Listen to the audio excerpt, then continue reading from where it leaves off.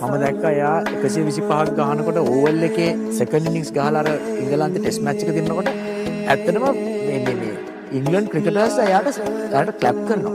ඒ ඉතර සීන් වෙනකොට එයා කව කරලා ගහන විදියට. හරි චැලෙන්ජ් හරිම චැලෙන්ජින් ඒ වගේ රටක ඒ වගේ ෂොට්ස් ගහන්න. ඉතින් ඒගොල්ලන්ගේ අතිමුත් එයාව ඇප්‍රීෂিয়েට් වෙනවා කියන්නේ සෑහෙන දුර ගියපු ක්‍රීඩකයෙක්. ඉතින් හරි ඉම්පෝටන්ට් මේ ක්‍රීඩකයාව හරියට මැනේජ් කරලා හරි තැන්වල බැට් කරලා මෙයා තාම හරි තරුණ ක්‍රීඩකයෙක්. ඉතින් මෙයාගෙන් ලොකු දෙයක් කරගන්න පුළුවන් ලංකාවට.